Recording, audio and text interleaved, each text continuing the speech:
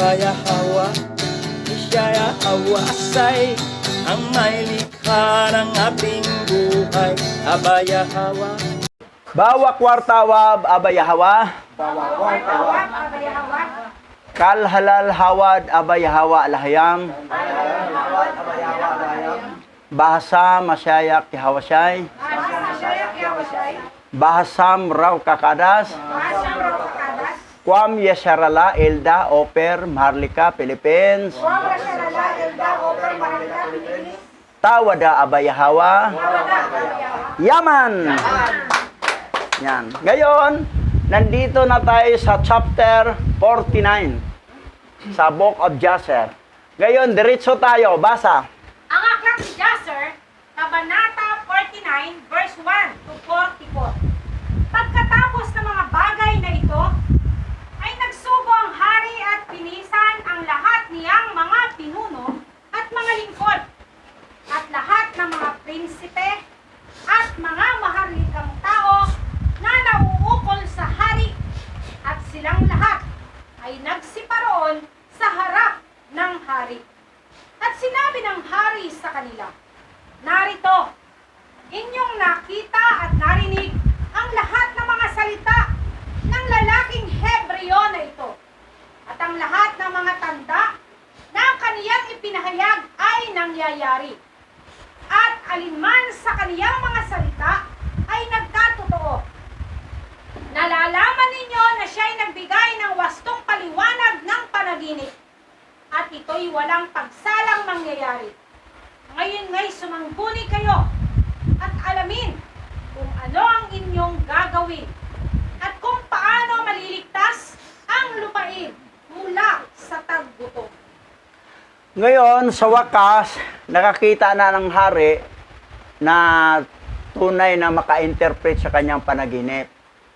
At yung Hebreo, si Jose, na-interpret ni Jose na 7 taon ang sagana, kasaganaan, at kasunod ang 7 taon na tagutom.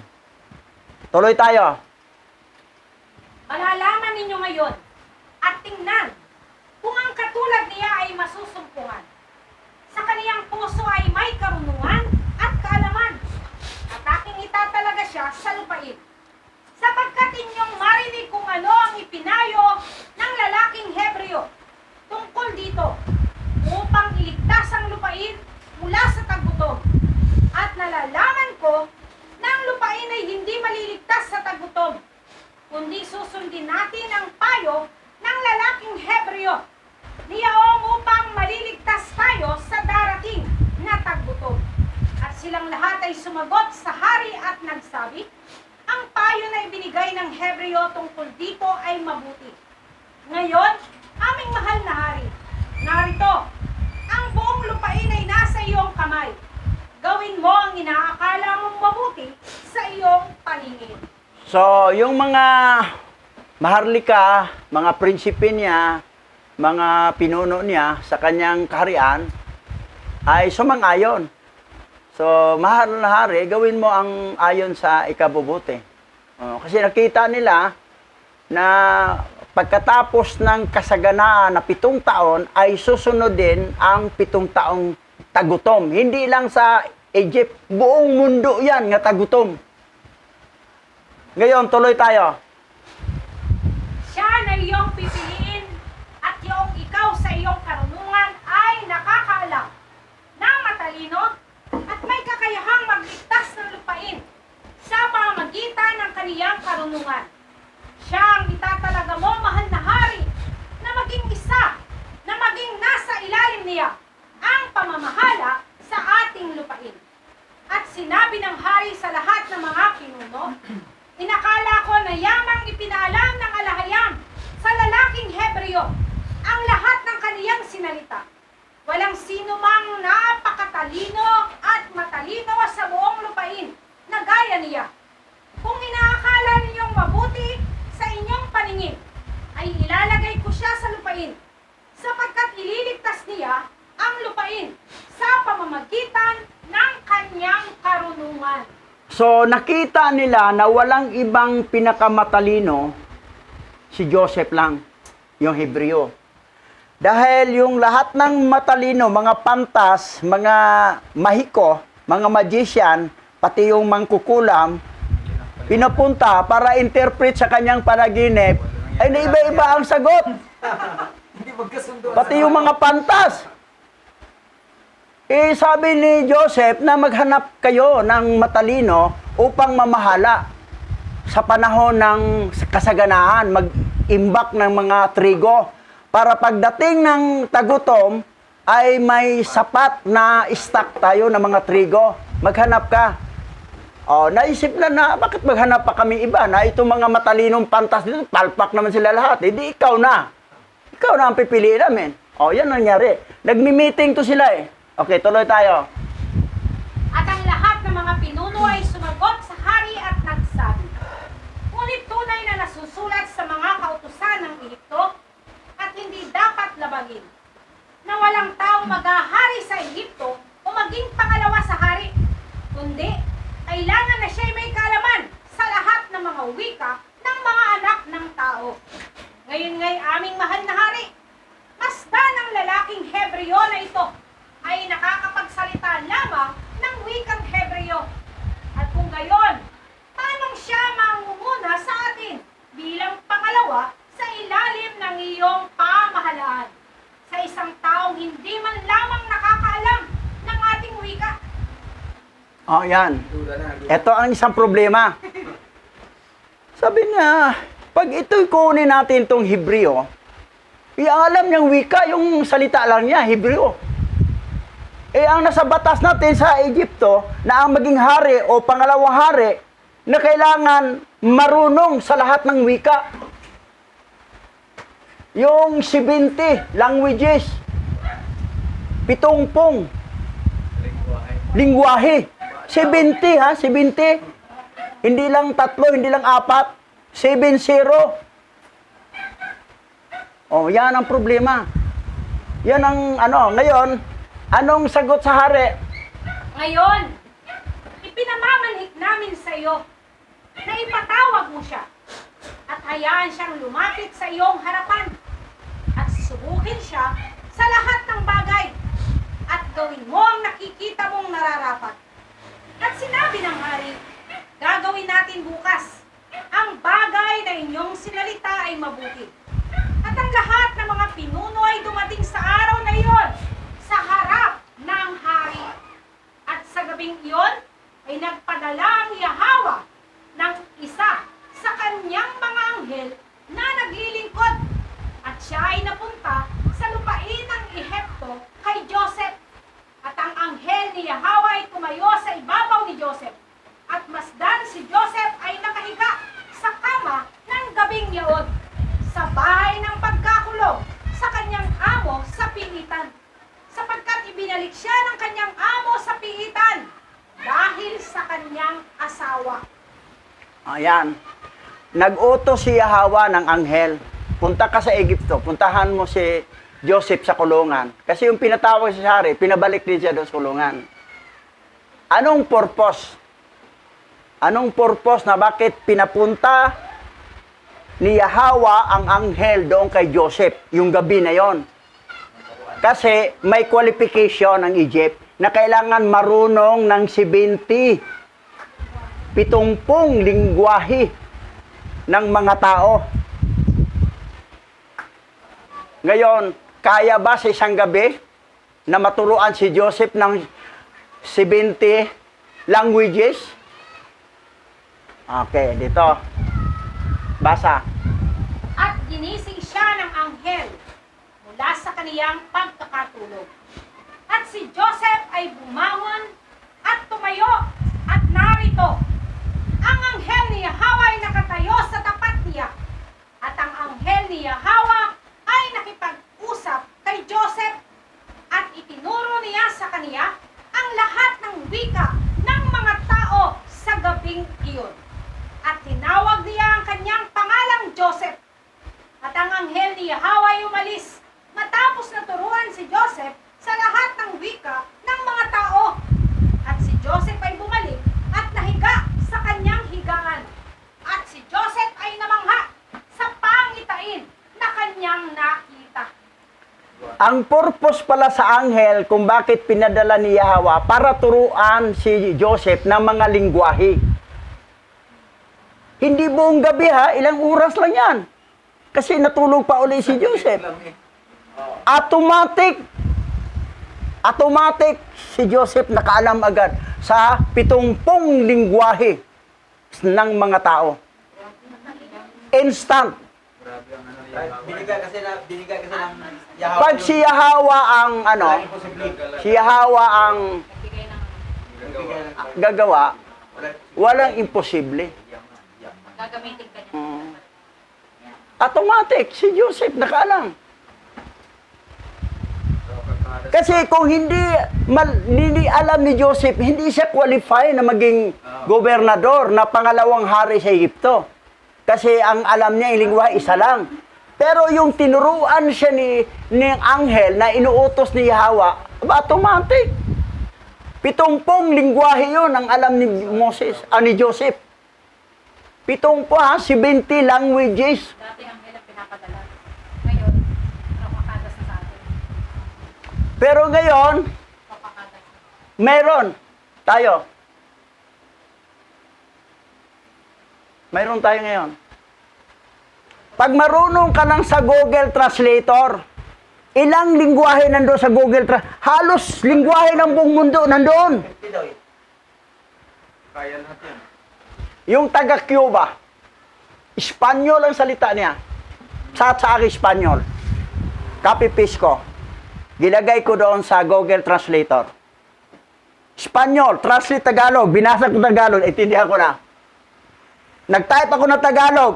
Di-translate ko Espanyol. Tapos copy-paste, pinasa ko sa kanya. O Espanyol ang pinasa ko sa kanya. Nagkaintindihan kami. Kahit pa anong lingwahe, kay Chinese, basta ganun. Through Google Translator, ganun kahitik ngayon. Automatic, alam mo lahat. Ganon.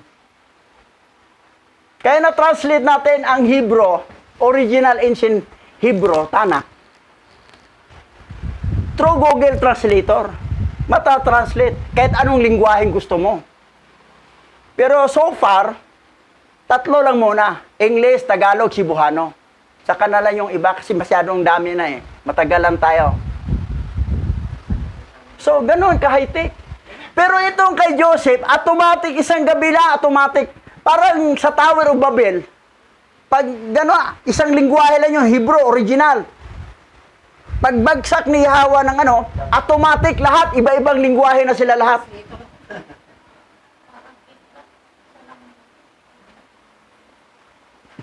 Pero, eto, kahit kayo, basta marunong lang kayo sa cellphone, sa Google Translator, kausap mo sa ibang bansa, kahit naman sa salita salita mo, Tagalog, translate dito anong lingwahe, i-check mo, ang ma-receive niya doon yung lingwahe na nila, pero ang binitawan mo, Tagalog. Ganun kahitik.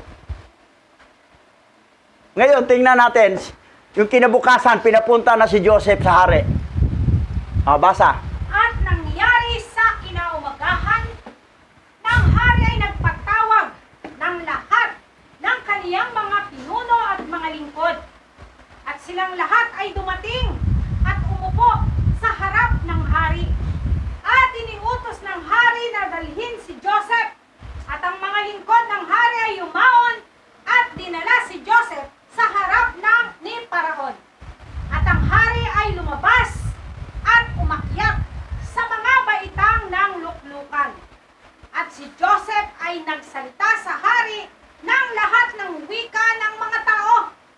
At si Joseph ay umahon sa kaniya at nagsalita sa hari hanggang siya ay dumating sa harap ng hari sa ika-7 baitang.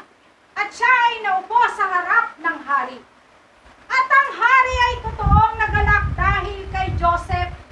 At lahat ng mga pinuno ng hari ay nagalak ng mainam na kasama ng hari nang kanilang marinig ang lahat ng mga salita ni Joseph na nakapagsalita ng wika ng mga tao. Qualify si Joseph. Ayos pa. Ayos. Nakapagsalita na isang gabi lang turo ng anghel. Ano na yun? Mga 3 oras lang yun eh. Unang tao hanggang Ato. sa pagtutupo. Iba-ibang lingwahe nun. Nadaanan niya lahat yun. Oh, so, ganon ka galing. Pagamitin kasi wala po. That's why, pag nandoon na tayo sa eternity, sa new heaven, new earth, and new Jerusalem, isang lingwahe, automatic tayong lahat, makapagsalita tayo sa Hebrong salita, sa original language. Huwag sabihin na, paano yun? Automatic. Basa. At ang bagay ay minagaling sa paningin ng hari at ng mga pinuno na itinalaga si Joseph na maging pangalawa sa hari sa buong lupain ng Ehipto. At ang hari ay nagsalita kay Joseph na sinasabi, "Ngayon ay binigyan mo ako ng payo na humirang ng isang pantas sa lupain ng Ehipto upang sa pamagitan ng kaniyang karunungan ay iligtas ang lupain mula sa kagutom. At ngayon, yamang ipinaalam sa iyo ng alahayamang lahat ng ito at ang lahat ng mga salita na iyong sinalita ay wala sa buong lupain ang isang mabait at marunong na tao na gaya mo." Yan. Katanggap na ng Tanggap na si Joseph. Dahil, pasado. Okay, tuloy tayo. At hindi natatawaging Joseph ang iyong pangalan, kundi Sapnat Paanea ang magiging pangalan mo. At ikaw ay magiging pangalawa sa akin bilang gobernador ng Ehipto na alinsunod sa iyong salita ang lahat ng mga gawain ng aking pamahalaan. At sa iyong salita ay lalabas at papasok sa aking mga tao. At mula sa ilalim ng iyong kamay ay tatanggap ng aking mga lingkod at mga pinuno ng kanilang sweldo. At sa iyong sweldo buwan-buwan. At sa iyo, silang lahat ay yuyukod sa iyo. At ang buong bayan ay yuyukod rin sa iyo. At sa aking luklukan lamang ako magiging dakila kaysa sa iyo. O, yan. Ayos, ha? Eh, paano hindi na siya nakilala? May sahod si Joseph, buwan-buwan. Yung mga tauhan niya na under sa kanya, may sahod din. Actually, sinabi na yan ng anghel kay Joseph, yung doon siya umiyak siya doon sa libingan ng kanyang mama. Iyak na iyak siya, na magsalita ka, ina, sabihin mo ganito, ang anak mo ganito. Nagsalita ang anghel ni Hawa. Huwag kang masyadong malungkot. Dahil doon sa Egypt, maging gobernador ka. Doon. Binanggit na doon, di ba? Pastor, no? Nandito ka pang, ayan, gobernador. Advance na, sinabi ng anghel. Paano mangyari? Kasi yung anghel na yan, yung sigurong inutusan din magturo sa mga lingwahe para qualified siyang maging gobernador, pangalawa ng hari. Hindi Bata siya pa nakilala, siya iba nun ng eh. pangalan niya. Ha? Hindi nakilala ng mga kapatid, iba ng pangalan. Di na kilala, iba na pangalan. Tapos, plus ano pa, lalo pang naging gwapo. Kasi ang pangalan binabanggit yun, ito na. Sapnat Paanea. Sapnat Paani. Parang paaya. Paaniya. Okay, basa. At inalis ng hari ang kaniyang singsing sa kaniyang kamay. At inilagay sa kamay ni Joseph at binihisan ng hari si Joseph ng isang maharlikang damit. At nilagyan niya ng isang gintong putong sa kaniyang ulo. At nilagyan niya ng isang gintong kwintas ang kaniyang leeg. At inutusan ng hari ang kanyang mga lingkod. At pinasakay nila siya sa ikalawang karo na nauukol sa hari. Na lumakad sa tapat ng karo ng hari. At pinasakay nila siya sa isang karo na may malakas na kabayo mula sa mga kabayo ng hari. At inihatid sa mga lansangan ng lupain ng Ehipto. Yan. Wow. Talagang declare na si Joseph na pangalawang hari O gobernador, lagyan na ng singsing, lagyan ng kwintas, lagyan na ng sa ulo na bilang hari. Okay, tuloy. Tingnan natin ha. At iniutos ng hari ng lahat ng tumutugtog ng mga tembre, mga alpa, at iba pang mga instrumentong pangmusika ay dapat sumama kay Joseph. 1,000 tembre, 1,000 mikkulot, at 1,000 nebalim ang sumunod sa kaniya. At 5,000 lalaki na may hawak na mga espada na kumikinang sa kanilang mga kamay. At sila'y humayo at naglalaro sa harap ni Joseph. At 20,000 sa mga dakilang tao ng hari na may bigkis na balat na nababalutan ng ginto ay nagsilakad sa kanan ni Joseph, at 20,000 sa kaniyang kaliwa. At ang lahat ng mga babae at mga dalaga ay nagsiparoon sa mga bubungan at nagsisitingin kay Joseph at nagsisitanghal sa mga lansangan. Tingin sila, wow, gwapo. Yung pangalawang hari. Gwapo. Tapos, kinurunahan pa. Tapos, damit pa ng, maharlikang damit. Ayan, kita mo. Lalo naging gwapo si Luna. Tuloy. Ang bayan ng hari ay nagpauna sa kaniya at sa likuran niya na pinabanguhan ang daan ng kamangyan at ng kaisya at ng lahat ng uri ng mainam na pabango, at nagsabog ng mira at aloe sa daan, at 20 lalaki ang nagpahayag ng mga salitang ito sa harap niya sa buong lupain sa malakas na tinig. Nakikita ninyo ang taong ito na pinili ng hari na maging pangalawa niya? Ang lahat ng mga gawain ng pamahalaan ay kaniyang pamamahalaan bilang gobernador, at ang lumabag sa kaniyang mga utos at ang hindi yuyukod sa harap niya sa lupa ay mamamatay, sapagkat siya'y naghimagsik laban sa hari at sa kaniyang pangalawa. Yan. So, ganon ka, sikat na si Joseph. Pag hindi kayo lumuhod, patayin kayo.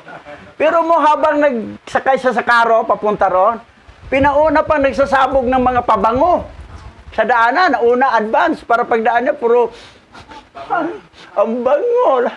Ganon katindi ha. Ganon kasarap ang buhay niya ngayon. Samantala, 12 taon siya sa kulungan. At 1 taon siya mahigit na pinagtutukso ni Silika, na asawa ni Potiphar.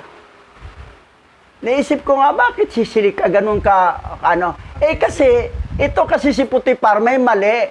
Nagpakapon kasi. Siyempre, naghanap ang asawa. Ang hanga ko lang na ating Grand Lolo, matibay. Alam niya na hindi pwede sipingin hanggat hindi niya asawa. Ayaw niyang iligaw.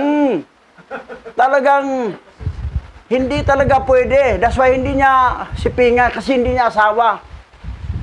Kasi pag sipingan mo ang babae na hindi mo asawa, kahit girlfriend mo, pero hindi pa kay kasal, isang malaking kasalanan. Yan ang ginawa ng mga Christian. That's why Christian kulto. Tingnan nyo, may doktrina kayo, February 14. Nagsisipingan ang magkakasintahan na hindi pa kasal. Yan ang doktrina ng Christian na kulto. Subukan mo sa Islam yan, bitay ka. Subukan mo sa Israel yan, sa mga Hebrew, bitay ka, death penalty yan. Batuhin ka kasi mamatay. Batuhin talaga yun. Story. Yung babae, dapat batuhin mamatay. Mabuti lang na iligtas ni Masyaya kay Hawasay. Sabi niya, wag mo nang ulitin. Malaya ka. Pinalaya ni Hawas niyang babae.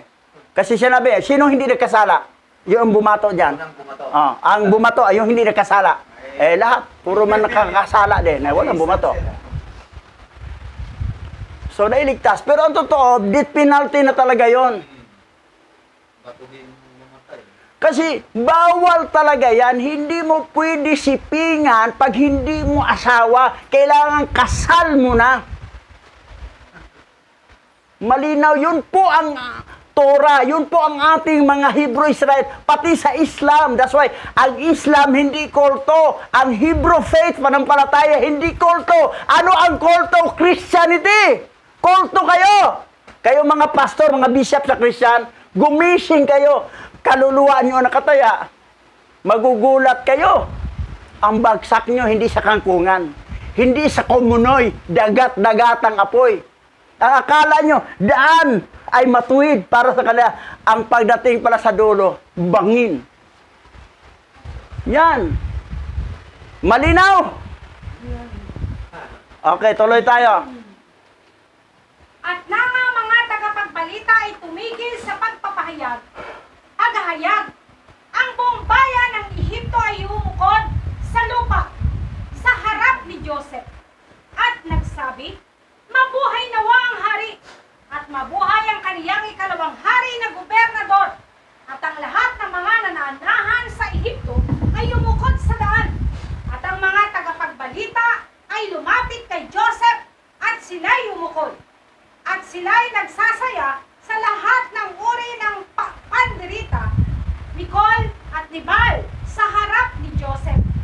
At si Joseph na nakasakay sa karo ay itiningin ang kaniyang mga mata sa langit at sumigaw na nagsabi, kaniyang itinataas ang dukha mula sa alabok, kaniyang itinataas ang inapi mula sa dumi. O Yahawa aking alahayam na aking tagapagligtas, maligaya ang taong sumampalataya sa iyo at nagtitiwala sa iyo. Oh. Yan ang sabi ni Joseph, ha? Sabi niya, kanyang itinaas ang inaapi mula sa dumi. O Yahawa, aking alahayam, na aking tagapagligtas, maligaya ang taong sumasampalataya sa iyo at nagtitiwala sa iyo.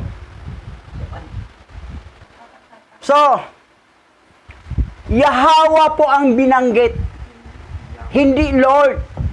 Kasi si Lord, si Baal yan, fallen angel, Satanas. Hindi God, dahil ang God, si Gadriel yan. Fallen angel, Satanas. Yan ang pumasok sa ahas, nga nilinglang si Iba. At yung lumabas siya, napalayas na si Adan at si Iba sa Garden of Eden, ay nag-anyo siyang babaeng maganda at ang pangalan niya si Bilyar. Si Gadriel pa rin yun. At binuntisan niya si Iba. At ang anak nila, ni Iba at ni Gadriel o Bilyar, ay si Cain at si Luluwa. Ganon. Gets nyo?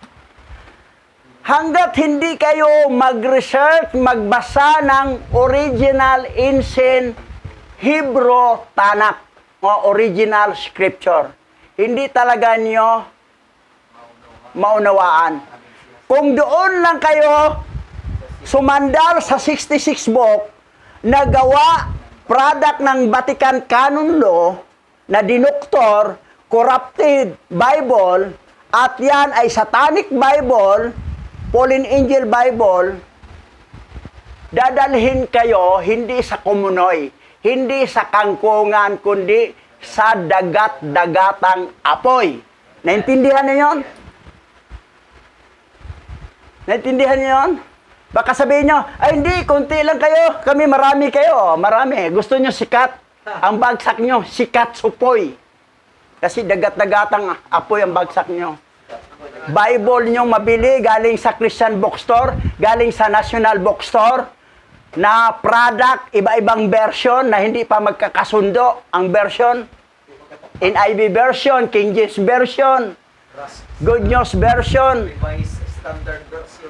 American Standard version, iba-ibang version. Ay isa lang pinanggalingan yan, ay canonized ng Vatican Canon Law. Sino ang isa sa mga professor ng Vatican Canon? Ng canon? Sino? Si Adam Weishaupt, founder ng Illuminati, yung New World Order. Sipin ninyo yan, ha? Tapos, itong mga pastor, wala lang, ayawan ko sa iyo. At least, sinabi namin ito, wala na kaming pananagutan sa inyo. Dahil hinayag namin ang totoo. Tama yung sinabi ni Dr. Jose Rizal. May proverb si Dr. Jose Rizal. Ang hindi lumingon sa pinanggalingan ay hindi makarating sa paruroonan. Pag hindi kayo lumingon sa original, sa pinanggalingan ng original ancient Hebrew, Tanakh, original scripture o Bible, hindi nyo makuha ang tamang turo, ang katotohanan. Kasi hindi kayo lumingon. Dito lang kayo lumingon sa gitna. Yung finished product na ng Vatican na nag-iba-ibang version. Hindi kayo makarating sa paroroonan, sa eternal life. Doon kayo mapunta sa eternal condemnation. Yan po ang totoo. That's why kayo mga pastor, mga bishop sa born-again Christian, Pentecostal churches, evangelical churches, makinig kayo. Dahil kaluluwa po ang nakataya sa inyo. Kahit naman sa Book of Jasher, hindi nyo tanggap to. Detalyado ang kwento dito. Ito yung dala ni Enoch galing sa langit. Ito yung isang aklat na dala ni Enoch, 366 book, na sinulat ni Archangel Prabuel.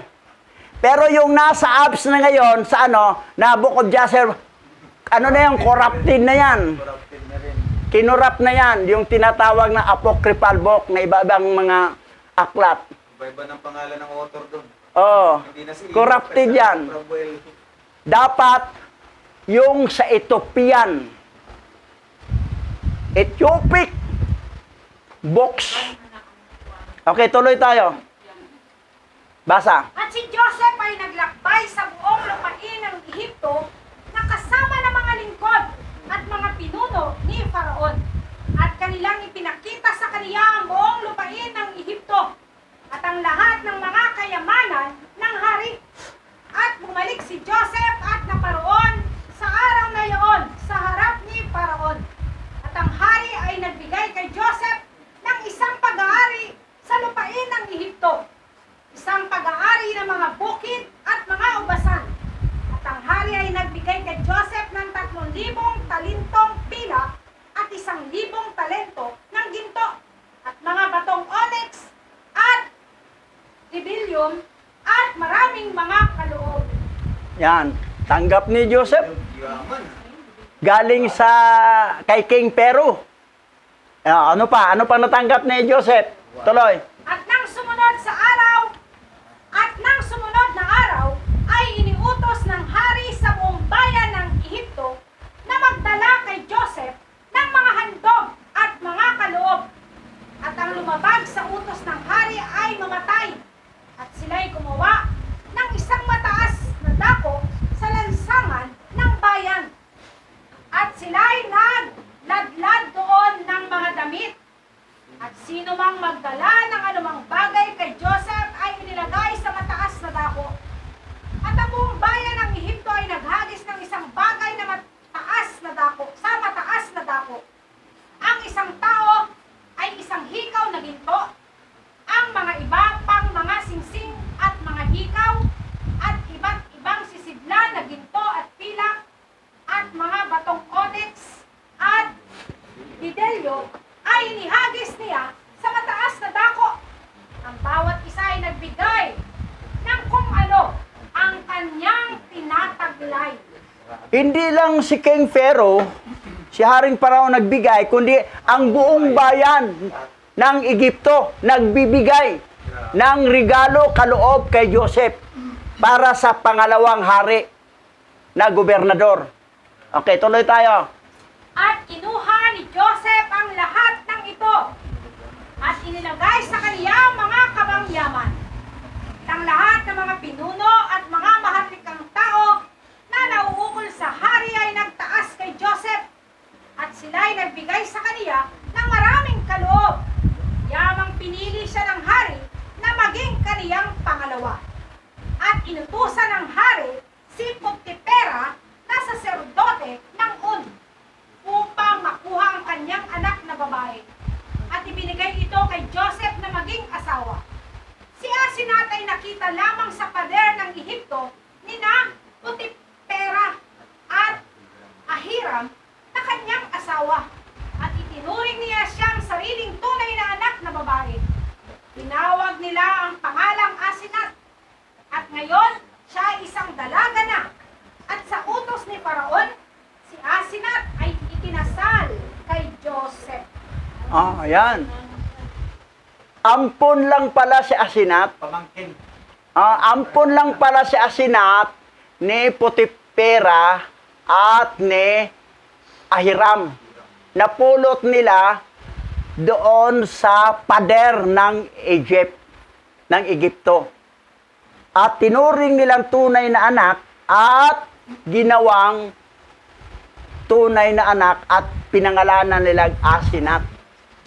Ngayon, sinong magulang ni Asenat?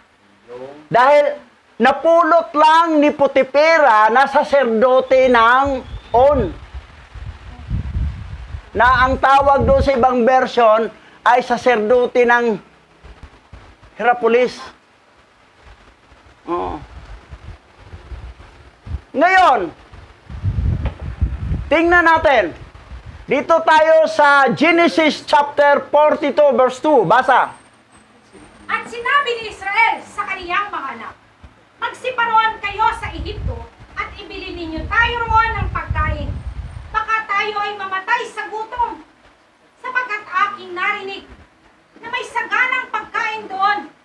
At ako'y pinarusahan ni Yahweh dahil sa aking kasalanan, sapagkat aking inilagay ang sanggol na anak ni Sikem at ni Dina sa pader ng Ehipto. Yan. Kasalanan niya, no? Kasalanan. Inamin ni Israel na nagkasala siya. Kaya lang karoon ng gutom ang buong mundo. Palo sa kanya. Dahil hindi niya tanggap si Sikem na nabuntisan ang anak ng si Dina. Tapos yung bata itapon na lang doon sa pader ng Egypt. Wala namang kasalanan yung bata eh. Si Sikim may kasalanan doon. Ngayon, paglaki, Asawa. ginawa asawa sa anak niyang minamahal. Okay. So ang labas, si Asenat ay pamangkin lang ni Joseph. Pamangkin niya. Sa kapatid niyang babae. Ang tatay ay Canaanites, si Sikem. Kananiyo. Agoy. Yan ang nakalagay sa original, ha? Genesis chapter 42, verse 2. Original, ha? Paleo Hebrew. Translated. Ito, English. Tuloy tayo. Dito pa tayo sa isa. Basa. Genesis chapter 41 verse 45. At binigyan niya si Joseph ng bagong pangalan, Sapnat Paneah, at ibinigay na asawa sa kaniya si Asenat na anak ni Potipera na saserdote ng On, na anak ni Ahiram. Kinuha nila si Asenat mula sa pader ng Ehipto nung siya ay sanggol lamang at itinuring siyang kanilang anak. Si Jose bilang gobernador ay namuno sa buong lupain ng Ehipto. Genesis to, chapter 41, verse 45. Original Paleo Hebrew. Pero wala na ito sa corrupted Bible. Hindi na mabasa yan. Binago. Ngayon, titingnan natin ang Googles. Yung mga comment na mga komentary sa Googles patungkol kay Asenat. Dito. Basa. Tagalog version. Si Asenat isinalaysay ng mga tradisyong nagmula siya sa pamilya ni Israel. Isinilang siya bilang anak ni Dina. Si Dina ay ginahasa ni Sikem at ipinanganak si Asenat na iniwan ni Israel sa pader ng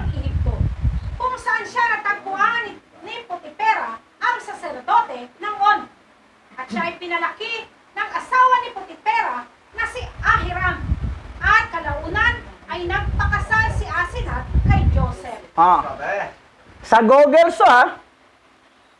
Ito nakasulat. I-research mo sa Google so. Ito ang English. Ito ang English. Di-translate ko lang Tagalog. Ito yung sa English. Sa Google. Malinaw na si Asenat hindi siya Egyptian. Si Asenat ang mama niya ay Hebrew. Ang lolo niya si Israel. Na ate ni Joseph. Kaya lang, ang tatay niya, Canaanite, si Kim. Ay, Sikim. Ay, Sikim pa rin. So, wala tayong dugong Egyptian, tayo mga tribe of Manasseh, wala tayong dugong Egyptian. Meron tayong kunting dugo na Canaanites.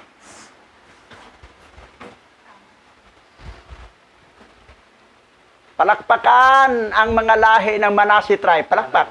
Yes, brother. Oh, di po malakpak to. Di ba Manasseh ka? O Hintel? Okay. Okay. Tuloy. Basa. At ang dalaga ay totoong maganda. Isang dalaga na hindi kilala ng lalaki. At sinabi ng hari kay Joseph, "Ako si Faraon, at maliban sa iyo ay walang mga has na itaas ang kaniyang kamay o ang kaniyang paa upang pangasiwaan ang aking mga tao sa buong lupain ng Ehipto." At si Joseph ay may 30 taong gulang nang siya'y tumayo sa harap ni Faraon bilang gobernador. Ang latatigas nandyan. At si Joseph ay umalis sa harap ng hari. At siya ay naging pangalawa sa hari sa buong Ehipto. At binigyan ng hari si Joseph ng 100 tagapaglingkod upang alagaan siya sa kanyang bahay. At si Joseph ay bumili ng maraming tagapaglingkod at sila ay nakatira sa bahay ni Joseph. Marami ng tao. Si Joseph, tauhan. Binigyan pa 100 tauhan, bumili pa siya ng tauhan niya. Pinalag si Asenat. Ha? Ang pag-asawa ng gwapo, pinalag si Asenat. Pero si Asenat maganda. Maganda. Sinabi maganda si Asenat eh. Maganda si Dina eh. Tapos, yung tatay ng Kananeo, si Sikim. Guwapo yun. Maputi. Ano ba ang Canaanites ngayon? Ngayon? Lebanon. Lebanon. Sinong Lebanese na artista na sikat? Tom Cruise. Si Si Tom Cruise. Tom Cruise. Guwapo nito. Oh. Lebanese yan si Tom Cruise. Hindi yan American. Canaanites yan. Baka ganyan kagwapo si Sikim. Saka si Keanu Reeves. Kahit nga rin, pumayag na. Na-in-love si Sikim kay Dina eh. Sabi ng papa niyang hari, di ka ba nakakita ng mga lahi natin? Bakit doon ka sa Hebrea? Kakaibang ganda Oh, din eh. na pag doon tayo, tutuliin tayo. Bawal ang support sa kanila. O, di tuli tayo lahat. Natuli na rin na lahat. Naubos. Natuli sila. Ito naman si Simeon, tsaka si Libe, namuno si Simeon eh. Kasi, Mga pilyo. pinatay. Sino nagpatay kay Sikem? At saka yung hari, si Simeon. Tapos ginawa niya asawa ang kapatid niya. Dinagdag kay Buna, nga isang magandang babaeng dalagitang Canaanites. Saway ito si Nang anak nila ay si Saul. Oh, si Saul. Yung naging hari. Yan maganda si Asenat kasi may lahi ng Lebanese ka. May hari. So, yan. Kailangan. Ngayon,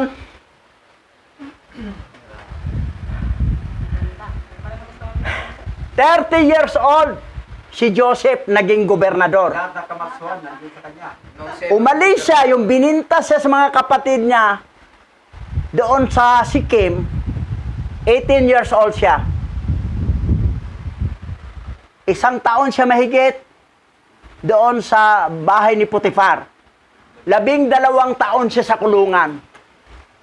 Paglabas niya, gobernador siya, namatay si Joseph, 110 ang edad. Ilang taon siyang gobernador sa buong Egypt, sa buong buhay niya? 80 years. Grabe no. 80 years. Habang panahon doon ang karayaan niya sa buhay. Isa lang ang asawa niya si Asenat na. At dalawa lang ang anak niya, si Manasila at saka si Ephraim. Wala nang ibang anak si Joseph. Dalawa lang. At mga apo na ni Joseph. Anak ni Manase at anak ni Ephraim. Mga apo na ni Joseph lahat yon. Nation and great nation. Multitude of nations. So yan. A great nation. 80 years, puro kasaganahan sa buhay ni Joseph. 80 years. Pero mulang 18 years old hanggang 30, katakot-takot na kahirapan sa buhay. Puro kasaklapan ni. Katakot-takot. From 18 to 30. Ilang taon yan? Ilang taon yan? From 18 to 30. Ha? 15. Oh, 18 years old to 30. Oh, ang loob yan. Ilang taon yan? 12. 12 years. 12 years. 12. 12 years sa kulungan. Ha? 12 years kulungan siya. Eh, mayroon pa siyang, isang taon sa kay Putipar. Tama. 15 years. Oh, 12 years. 13. 12 years na. Bali 13. Kasama yung ano niya. 1 Oh. year doon kay Paro. Mag-i-18 siya nung ano. So, kahirapan 17 siya. noong ganon sa buhay niya.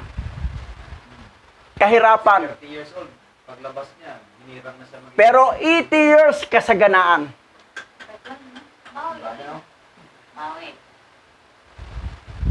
Ganon katindi. Yahweh is great.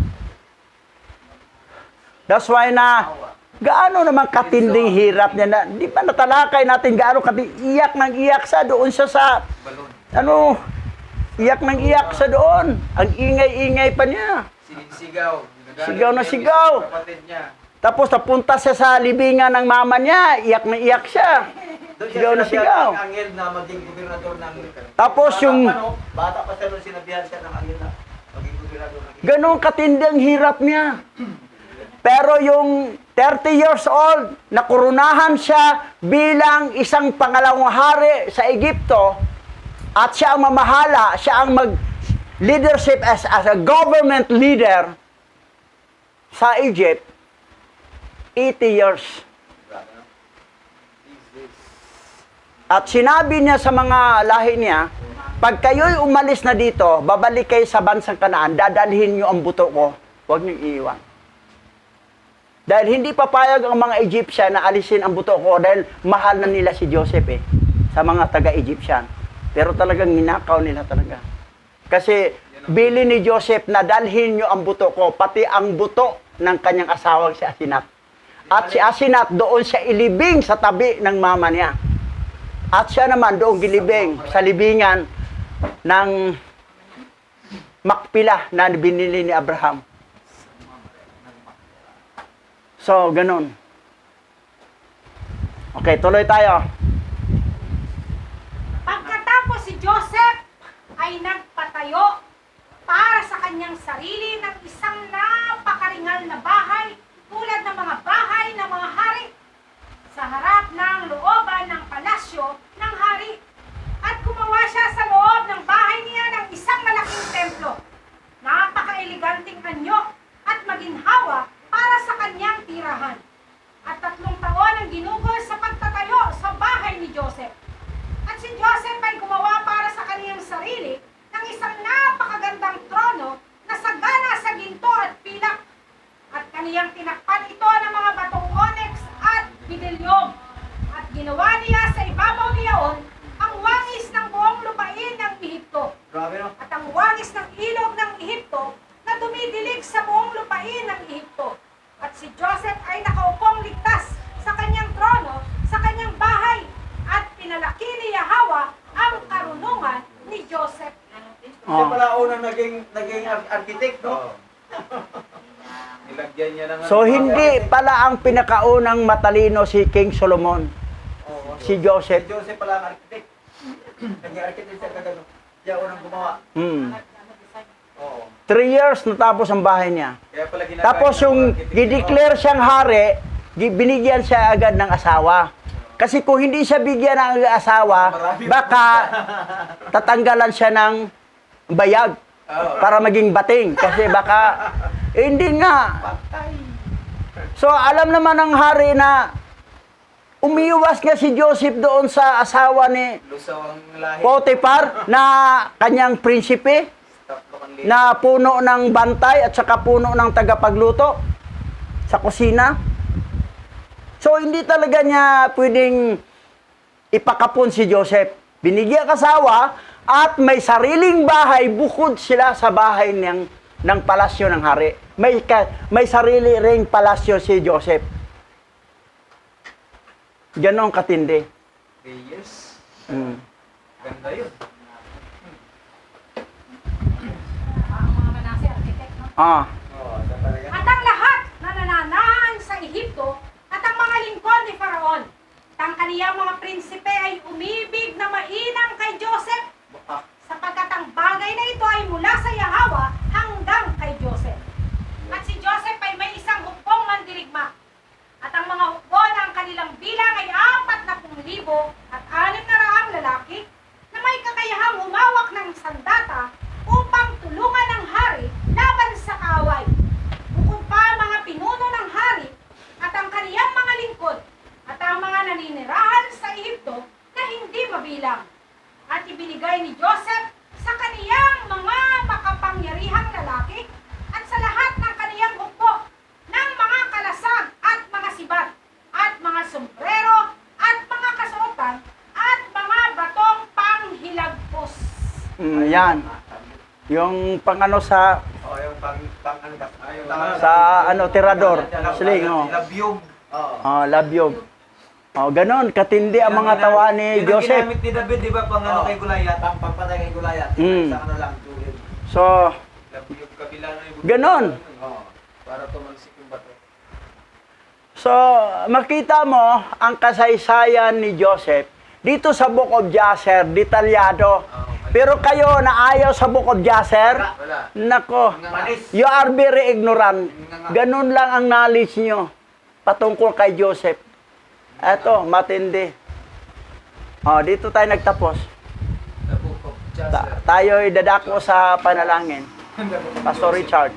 Yang alahayaan. O Yahawa na may-ari ng lahat ng may buhay at nagmamayari ng buong sanglibutan. Kinikilala namin ang iyong kapangyarihan at lakas at ang iyong karunungan na ipinagkakatiwala mo doon sa iyong mga taong pinili. Katulad ng aming ninuno at isa doon ang karangalang itinanyag mo sa pamamagitan ni Jose doon sa lugar ng Ehipto. Katunayan na ikaw na siyang pinagmulan ng kaalaman.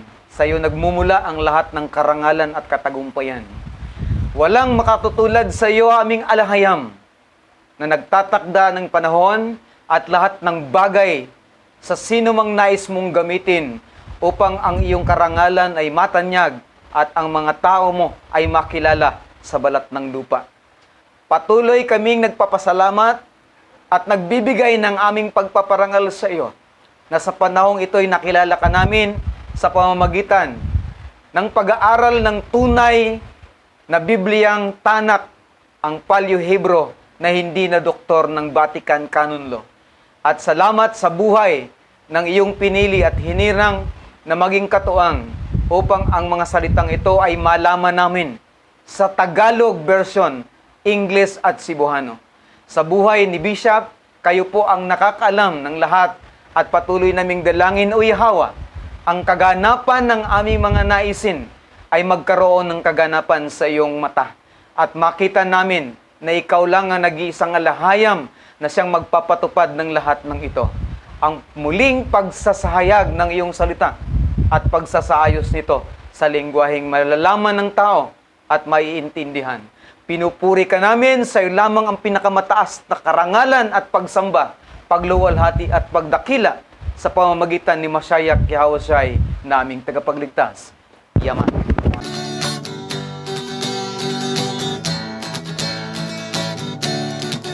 Aba Yahawa, siya Yahawa asay ang may likha ng ating buhay. Aba Yahawa,